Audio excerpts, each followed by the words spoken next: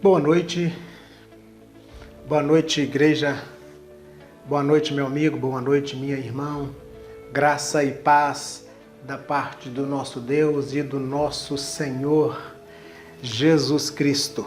Mais um tempo na presença do nosso Deus, mais um tempo diante das suas santas palavras.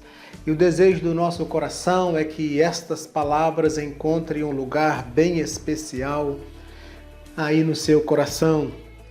Nós começamos no domingo passado a nossa campanha de missões. Missões que nasceu no coração de Deus, e a nossa igreja, ela abraça esta causa, ela abraça esta obra que é de fazer missões, de expandir a palavra do nosso Deus. Assim como esta palavra chegou ao meu coração, chegou ao seu coração, através de um missionário, através de um homem ou através de uma mulher, enviados por outra igreja. Esta igreja também vestiu esta camisa, toma posse desta palavra, missões, e investe. Então, queridos, nós já estamos em plena campanha de missões. Ainda hoje nós vamos falar muito sobre missões. Amados, e nós queremos refletir sobre o nosso tema da nossa campanha de missões, que é porque Ele me amou primeiro. E o nosso texto encontra-se em 1 João, primeira carta de João, no capítulo 4, o versículo é o versículo de número 19. João, o apóstolo amado, ele mesmo se intitulou assim, o apóstolo a quem Jesus amava. E ele por diversas vezes ele falou isso a respeito dele. E é chamado de João, o apóstolo do amor, aquele que pregou o amor. E o nosso texto, nós vamos fazer a leitura agora, 1 João, capítulo 4, versículo 19. Na tradução da linguagem de hoje, a NTLH, está escrito assim: nós amamos porque Deus nos amou primeiro. Este é o nosso versículo e o nosso tema. Porque Ele me amou primeiro. Pelo fato de que Deus nos amou primeiro, nós então amamos. Amados, a ideia de fazer missões, ela não é nova. Ela não surgiu neste século e ela não surgiu no século passado. A bem da verdade que a palavra missões, ela nem partiu de nós. Na grande verdade, ela partiu do coração de Deus. Como nós lemos, nós só amamos porque Ele é quem nos amou primeiro. O amor não é algo inerente a nós. O amor é algo inerente a Deus. O amor vem de Deus.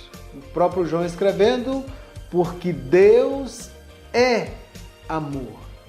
E missões surgiu no coração de Deus desde quando Adão e Eva vacilou, pecou, desobedeceu, transgrediu o mandamento do Senhor, que era: não coma desta árvore do conhecimento do bem e do mal, porque no dia que dela comer, certamente você morrerá. E Adão ali e Eva desligou-se de Deus e, consequentemente, toda a raça humana. Porque Adão, ele nos representa, o primeiro homem, ele nos representa.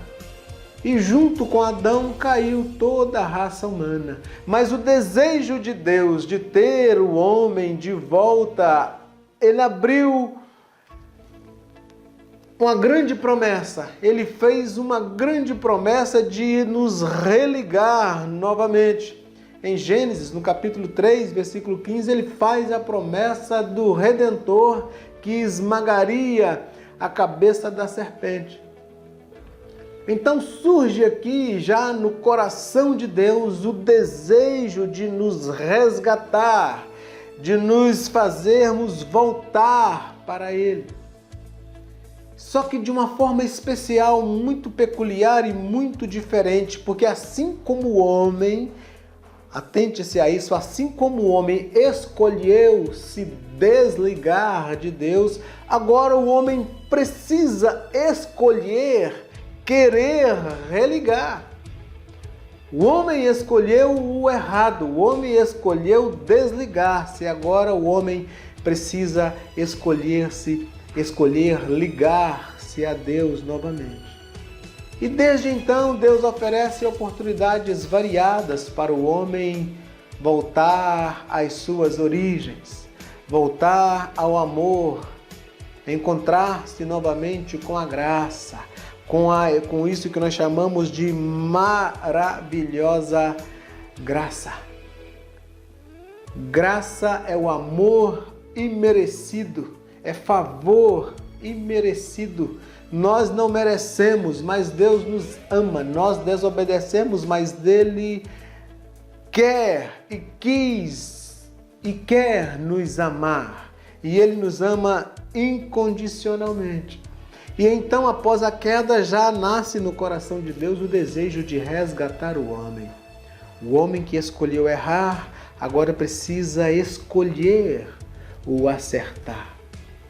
E ele faz a promessa do Redentor em Gênesis, no capítulo 3, versículo 15, lá no livro de Gênesis, o livro da origem, o livro das origens, o livro da criação, o começo de tudo. Então Deus já havia feito essa promessa desde lá, de resgatar para si novamente o homem.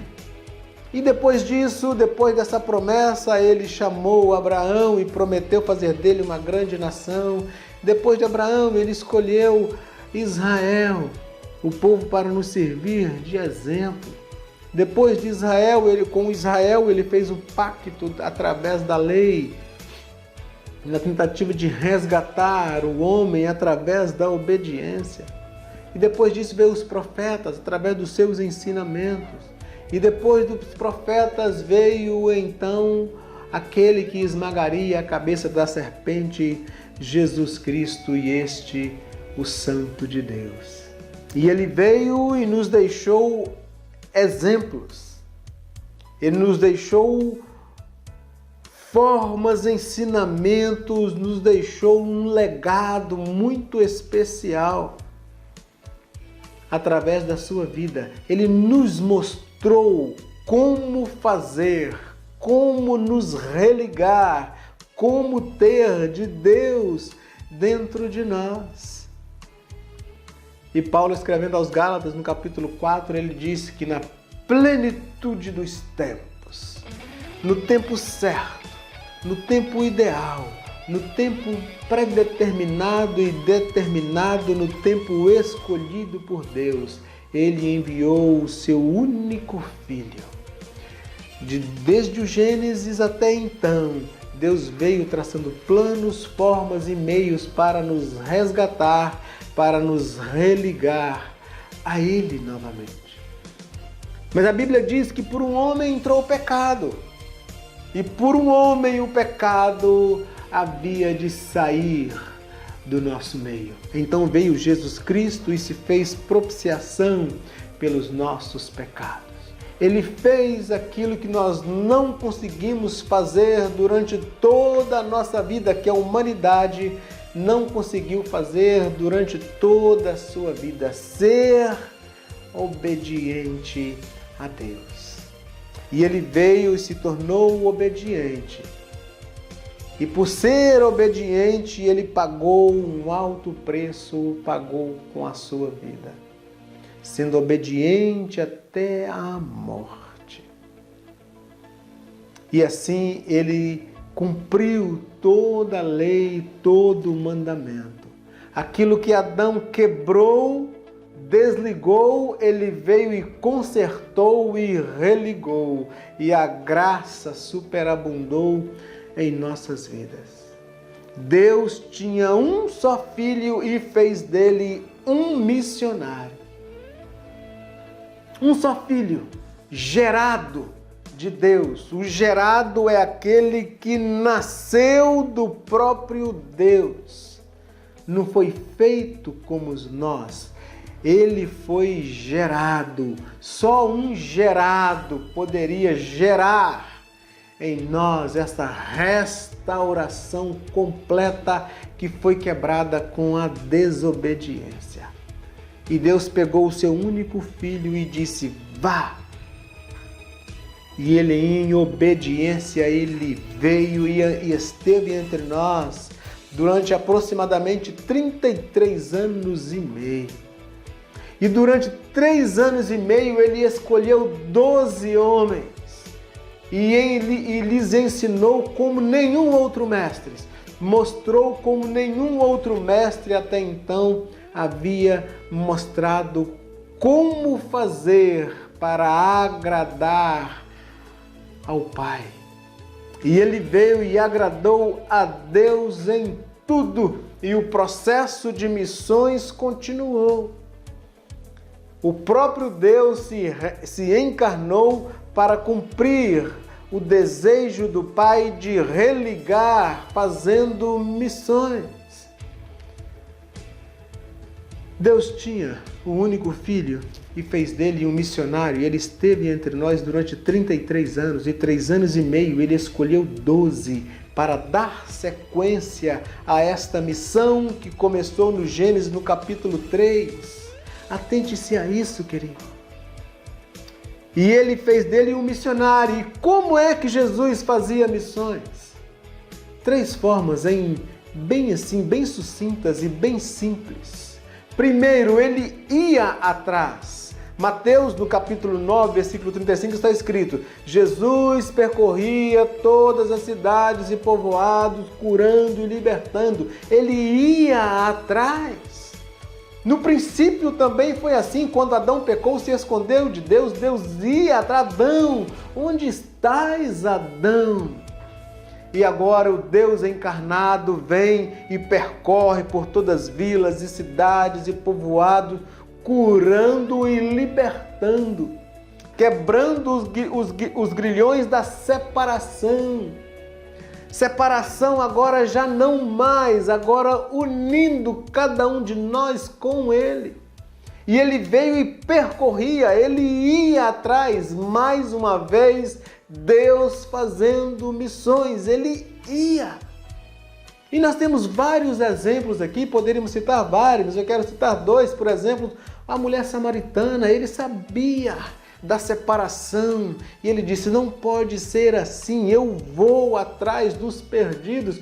E ele foi atrás daquela mulher, a mulher lá na beira do poço, e pregou com a profundidade, com uma sabedoria enorme para aquela mulher. E ele disse: mulher, eu tenho água para te dar que você nunca mais vai ter sede. É o Deus que acaba com a sede do homem. É o Deus que vai atrás para aliviar, para tirar toda a nossa necessidade de Deus. A água ali era Deus. Mulher, você vai receber Deus e vai ter vida. E não é uma vida qualquer, é uma vida com abundância. O endemoniado de Gadara, ele nem tinha que passar por Gadara, ele passou e foi atrás daquele único homem endemoniado que ali estava. É o Deus que ia atrás, é o Deus que vai atrás, é o Deus que está atrás de você, querido. Ele é um Deus que ia atrás, e Ele era um Deus receptivo, e é um Deus receptivo. João, no capítulo 6, lê lá, querido, está escrito: os que vêm a mim, de maneira nenhuma lançareis fora. Lembra do centurião? Um homem que também não era judeu, um centurião que foi atrás dele por causa de um servo. Meu servo está doente para morrer.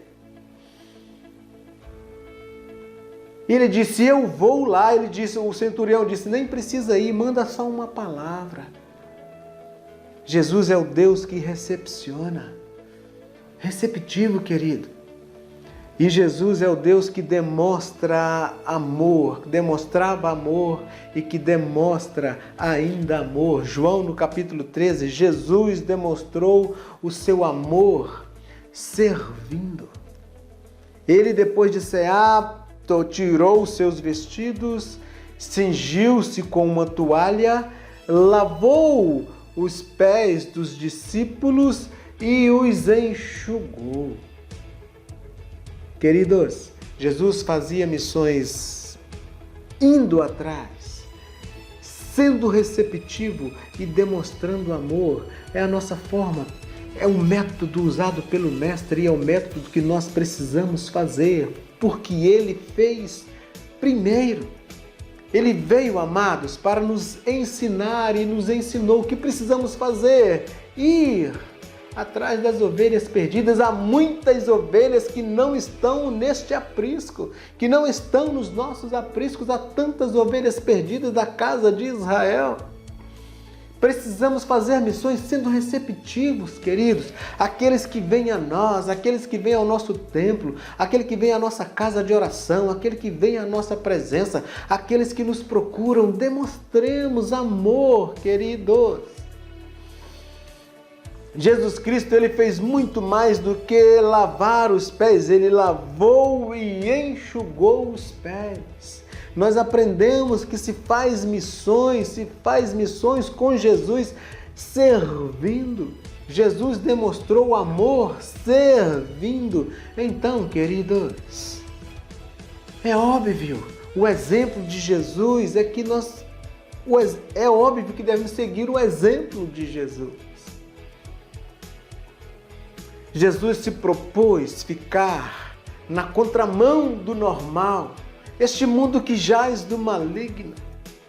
Ele fez missões se contrapondo ao normal. O que é normal, queridos, não é normal para Deus. O normal hoje é o desamor, o normal hoje é abandonar, o normal hoje é deixar para trás, o normal é não buscar, o normal é não amar.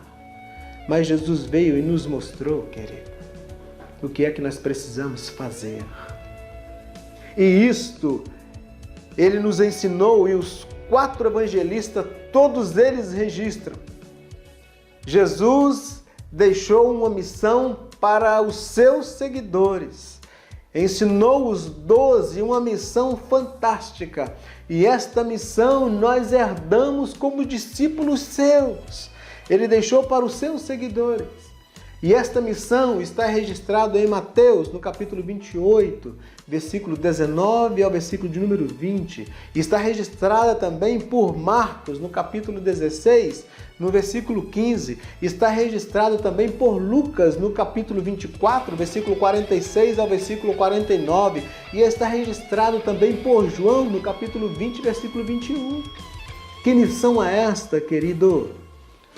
Ide e fazei discípulos de todas as nações, batizando-as em nome do Pai, do Filho e do Espírito Santo. E ainda mais, ensinando-os a guardar todos os mandamentos.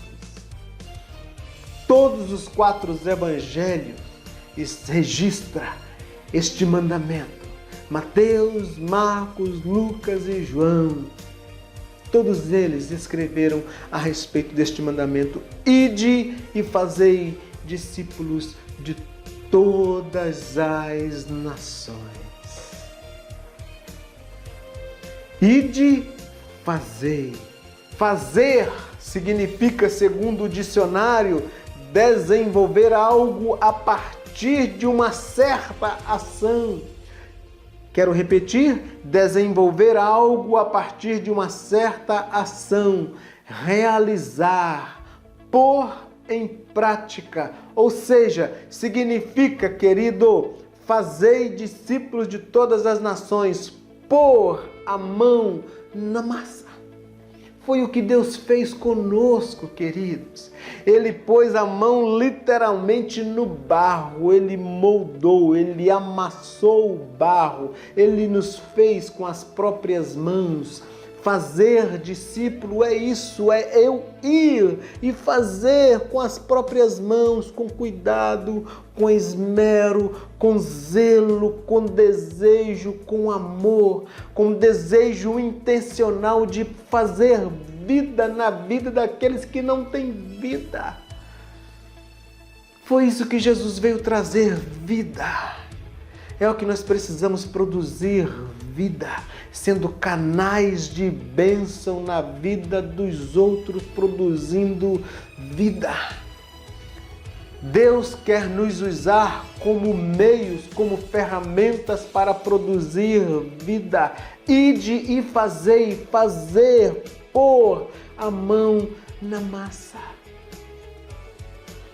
A missão que começou em Deus chegou até você, queridos, chegou até mim. A missão que começou em Deus.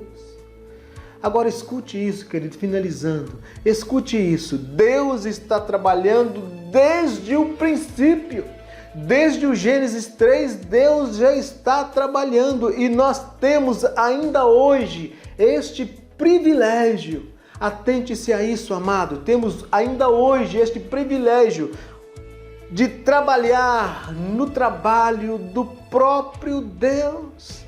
O trabalho que começou no coração de Deus. Nós temos hoje o privilégio de trabalhar no trabalho do próprio Deus. Precisa ser visto por mim e por você, amado irmão, amada irmã, como um privilégio de trabalhar no trabalho de Deus.